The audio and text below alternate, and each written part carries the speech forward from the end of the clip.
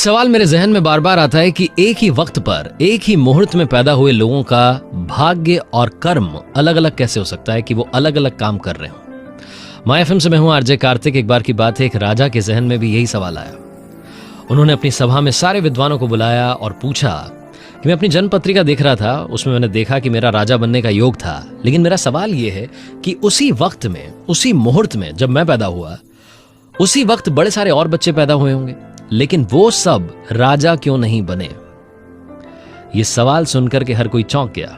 उनको समझ नहीं आ रहा था कि क्या जवाब दें। तो एक ज्योतिष खड़े हुए, उन्होंने कहा कि देखिए राजा साहब, सवाल तो आपका बहुत बढ़िया है, लेकिन इसका जवाब आपको मिलेगा यहां से कोसों दूर घने जंगल में एक महात्मा तपस्या कर रहे हैं, उनके पास आप जाइए।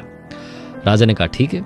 राजा साहब गए, अकेले निकल गए, घोड़े पर सवार होकर के जंगल के बीचों बीच पहुंचे तो देख रहे हैं कि जो महात्मा थे वो आग में से अंगार निकाल करके खा रहे थे, यानी कि गर्मा गर्म जो कोयला है उसे खा रहे थे। तो उन्हें समझ नहीं आया कि बाबा जी ये कर क्या रहे हैं। पहुंचे उनके पास में जाकर के पूछा कि बाबा जी, मेरा सवाल ये था कि एक ही वक्त में जिस तरीके से बच्चे पैदा होते हैं, सब राजा क्यों नहीं बने। तो महात्मा जो थे गुस्सा हो गए, बोले कि तुम्हें इसका जवाब मैं नहीं दे सकता, और दूर जाओ, झरने के पास में एक और महात्मा जो है वो तपस्या कर रहे हैं, वो तुम्हें इस सवाल का जवाब देंगे। राजा साहब को क्योंकि सवाल का जवाब जानने की बड़ी उत्सुकता थी, वो वापस से घोड़े पर सवार होकर के पहुंचे जंगल के और आगे। तो झरने के पास में देखते हैं तो एक महात्मा जो थे वो अपना ही मांस नोच करके खा रहे थे। राजा से दृश्य जो है देखा नहीं गया, फिर भी हिम्मत करके पहुंचे और बाबा जी से पूछा कि एक ही वक्त पर जो बच्चे पैदा हुए उनका एक जैसा भाग्य क्यों नहीं है। महात्मा को और गुस्सा आ गया, बोले कि मूर्ख इंसान, यहां से निकल जा और बहुत दूर चला जाए, एक गांव मिलेगा, उस गांव में एक 4-5 साल का बच्चा मरने वाला है, इससे पहले कि वो मर जाए उससे जाकर के अपने सवाल का जवाब मांग ले।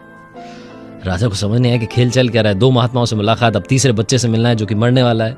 घोड़े पर सवार होकर के ये राजा फिर से पहुंचा और उस गांव में पहुंचा जहां पर कि वो 4-5 साल का बच्चा था। देखा तो उसके मम्मी पापा, परिवार, सब लोग बैठे हुए हैं, वैद्य खड़े हुए हैं, बच्चा लेटा हुआ है। तो उससे पूछा बच्चे से कि मेरा एक सवाल है। 2 बाबा जी ने कहा कि आप ही जवाब दे सकते हैं। तो बच्चा हंसते हुए बोला कि राजा, मैं आपको बताना चाहता हूं कि वो जो 2 महात्मा मिले और मैं जो हूं, हम तीनों आपके भाई रहे हैं।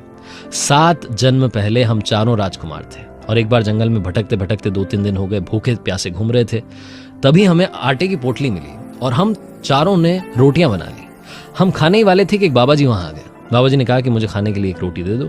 तो हमारे जो भैया सबसे बड़े, जिन्हें आपने देखा अंगार खा रहे थे, उन्होंने कहा कि मैं तुम्हें क्यों दूं, तुम्हें दूंगा तो मैं क्या खाऊंगा। दूसरे वाले जो थे उन्होंने कहा कि मैं तुम्हें रोटी नहीं दे सकता, अगर तुम्हें रोटी दूंगा तो मैं क्या अपना मांस नोच करके खाऊंगा।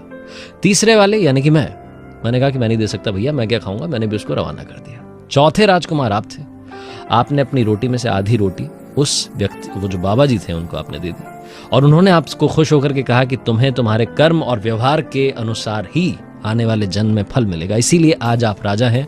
और उन 2 का हाल और मेरा हाल तो आप देख ही रहे। जिंदगी में बड़ी कमाल की बात किसी ने कही कि एक गलत पासवर्ड से छोटा सा मोबाइल नहीं खुलता, तो गलत काम से आपकी किस्मत का दरवाजा कैसे खुलेगा। इसीलिए आपसे कहता हूं, मेहनत कीजिए, अपने लक्ष्य को सोचिए, बार बार सोचिए, तब तक सोचिए जब तक कि आप अचीव ना कर लें।